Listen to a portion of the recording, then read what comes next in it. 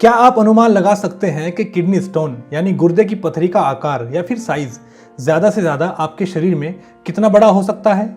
या फिर क्या आप जानते हैं दुनिया में किसी व्यक्ति के गुर्दे से निकाली गई अभी तक की सबसे बड़ी पथरी का वजन कितना था, जो कि वर्ल्ड रिकॉर्ड में दर्ज है? अगर नहीं पता है तो इस वीडियो में ये जानकारी आपको मिल जाएगी। साथ ही इस वीडियो में हम आपको किडनी यानी गुर्दे की पथरी कैसे बनती है और इसके पीछे क्या साइंस होता है इसके बारे में बताएंगे।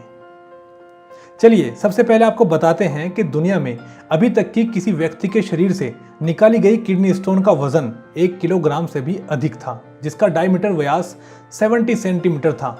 यकीन करना थोड़ा मुश्किल है, पर यह बात एकदम सच है। इससे आप अनुमान लगा सकते हैं कि एक इंसान के गुर्दे में कितनी बड़ी पथरी बन सकती है। पर अब बात आती है कि पथरी इंसान की किडनी में बनती कैसे है। चलिए यह भी आपको विस्तार से बताते हैं। किडनी स्टोन शरीर के अंदर ही विकसित होती है, लेकिन जब गुर्दे की पथरी बाहर निकलती है तो बहुत ज़्यादा पेनफुल होती है। किडनी स्टोन क्रिस्टल्स का हार्ड मास होता है, जो कि किडनी, यूरेटर्स, ब्लैडर्स और यूरेथ्रा में बन सकता है। हमारे पेशाब में लगभग 3000 से भी ज़्यादा कंपाउंड्स होते हैं, जिनमें से calcium, sodium, potassium, oxalate, uric acid और फॉस्फेट सबसे ज़्यादा कॉमन और नॉन होते हैं। यदि इन कणों का स्तर बहुत अधिक हो जाता है या पेशाब बहुत एसिडिक या फिर बहुत साधारण हो जाता है तो ये पार्टिकल्स एक साथ टकरा सकते हैं और क्रिस्टलाइज हो सकते हैं, यानी छोटे छोटे कणों का रूप ले सकते हैं। ये क्रिस्टल्स धीरे धीरे हफ्तों, महीनों या फिर कई वर्षों तक बढ़ते रहेंगे और इनको तब तक डिटेक्ट नहीं किया जा सकता जब तक ये क्रिस्टल से बढ़कर स्टोन नहीं बन जाते और बाद में इनको किडनी स्टोन के रूप में डिटेक्ट किया जाता है। कैल्शियम ऑक्सीलेट क्रिस्टल्स का सबसे आम प्रकार होता है, यानी calcium oxalate is the most common type of crystals, जो कि गुर्दे की पथरी के लिए लगभग 80% जिम्मेदार होता है। वहीं पर कैल्शियम फॉस्फेट और यूरिक एसिड किडनी स्टोन के लिए सबसे कम जिम्मेदार कंपाउंड्स होते हैं। कुछ थोड़े अलग तरह के kidney stone magnesium, ammonium, phosphate या स्ट्रूवाइट जैसे मिनरल्स और संक्रमण बैक्टीरिया के कारण भी बनते हैं। इसके अलावा कुछ rare kidney stones genetic disorders यानी अनुवांशिक विकारों या कुछ दवाओं के परिणाम स्वरूप हो सकते हैं। किडनी स्टोन का पता तब तक नहीं चलता जब तक कि वह हिलना शुरू नहीं कर देता। जब कोई पथरी गुर्दे से होकर मूत्रवाहिनी यानी यूरेटर में जाती है तो उसके नुकीले किनारे मूत्रपथ यानी यूरिनरी ट्रैक्ट की दीवारों को खरोंचते हैं, जिससे पूरे नर्वस सिस्टम में बहुत ज़्यादा दर्द होता है। साथ ही यूरिनरी ट्रैक्ट में खरोंच लगने के बाद छोटे छोटे जख्म हो जाते हैं, जिसके कारण कभी कभी पेशाब में खून भी आने लगता है या फिर पेशाब करते समय मतली, उल्टी या फिर जलन जैसी प्रॉब्लम्स हो सकती हैं। यदि कोई स्टोन इतना बड़ा हो जाता है कि वह वास्तव में पेशाब के प्रवाह को रोक देता है तो इससे संक्रमण या बैकफ्लो की समस्या हो सकती है और किडनी को भी नुकसान होने लगता है। लेकिन ज़्यादातर गुर्दे की पथरी इतनी गंभीर नहीं होती है और कई बार तो गुर्दे की पथरी के लिए सीरियस ट्रीटमेंट की ज़रूरत भी नहीं पड़ती है, क्योंकि 5 से 7 मिलीमीटर की पथरी आमतौर पर शरीर से खुद निकल जाती है। और ऐसी स्थिति में ज़्यादातर डॉक्टर्स मरीज को ज़्यादा से ज़्यादा पानी पीने की सलाह देते हैं और साथ ही कोई दर्द निवारक दवाई लेने की सलाह देते हैं।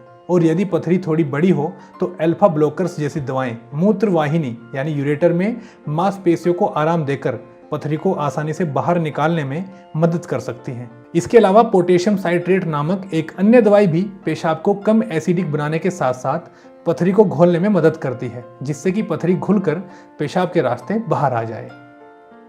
अगर मीडियम साइज की पथरी है, यानी अगर पथरी का साइज 10 मिलीमीटर के आसपास है, तो इसको निकालने के लिए डॉक्टर्स आपको ध्वनि तरंगों यानी साउंड वेव्स ऑपरेशन के बारे में सलाह दे सकते हैं और ये एक अच्छा ऑप्शन होता है। इसमें extra corporeal shock wave machine का इस्तेमाल किया जाता है और ये मशीन लिथोट्रिप्सी नाम की किरणों या तरंगों को हाई इंटेंसिटी वाली अल्ट्रासोनिक ऊर्जा के साथ सीधे पथरी पर डालती है, जिसकी पावर से पथरी छोटे छोटे हिस्सों में टूट जाती है और पेशाब के रास्ते से बड़ी आसानी से बाहर आ जाती है। इस ऑपरेशन में मरीज को कहीं से चीरा देने की आवश्यकता नहीं पड़ती और ना ही इस ऑपरेशन में ज़्यादा वक्त लगता है। पर अगर पथरी का साइज थोड़ा बड़ा होता है तब ये टेक्नोलॉजी काम नहीं करती। उसके लिए थोड़े सीरियस ट्रीटमेंट की ज़रूरत पड़ती है, जैसे कि कभी कभी यूरेटर में एक रिजिड ट्यूब जिसको स्टेंट कहा जाता है उसको रखा जाता है, जिससे कि यूरेटर का साइज थोड़ा बड़ा हो जाए और पथरी नीचे खिसक कर बाहर आ जाए। इसके अलावा ऑप्टिकल्स फाइबर की मदद से लेज़र पल्सेस को डाला जाता है जिससे कि पथरी टूट जाए, या फिर रोगी की पीठ या कमर में चीरा लगाकर भी पथरी को शल्य चिकित्सा यानी सर्जरी द्वारा निकाला जा सकता है। जिन लोगों के शरीर में पहले से छोटी मोटी पथरी है या फिर जिन लोगों को बार बार पथरी बनती रहती है, डॉक्टर्स उनको ज़्यादा पानी पीने की सलाह देते हैं जो कैल्शियम ऑक्सलेट और अन्य पार्टिकल्स को पतला कर देता है, जिसके कारण हमारे शरीर में स्टोन्स बनते हैं। इसके अलावा आलू के चिप्स, पालक, रूबर्ब और चुकंदर जैसे खाद्य पदार्थों में ऑक्सलेट की मात्रा अधिक होती है, इसलिए डॉक्टर्स इन्हें भी सीमित करने या फिर पूरी तरह से ना खाने की सलाह दे सकते हैं। भले ही किडनी स्टोन्स बनाने में कैल्शियम सबसे ज़्यादा जिम्मेदार होता है, लेकिन कैल्शियम हमारे शरीर के लिए बहुत ही ज़्यादा ज़रूरी होता है। इसलिए अच्छे स्वास्थ्य के लिए कैल्शियम युक्त खाद्य पदार्थों का सेवन जारी रखें। अगर आपको किडनी स्टोन हो जाती है तो डरिए मत, आप अकेले नहीं हैं। डेटा बताता है कि किडनी के मरीजों की संख्या हर साल तेज़ी से बढ़ रही है। हालांकि दुनिया की सबसे बड़ी किडनी स्टोन का रिकॉर्ड, जो कि 1 किलोग्राम से ज़्यादा का है, वो इतना जल्दी नहीं टूटेगा। तो दोस्तों, उम्मीद करते हैं अब आप जान चुके होंगे कि किडनी स्टोन्स कैसे बनते हैं, इसके सिम्टम्स क्या होते हैं, किडनी स्टोन्स के लिए क्या क्या ट्रीटमेंट हो सकता है और किडनी स्टोन से कैसे बचा जा सकता है।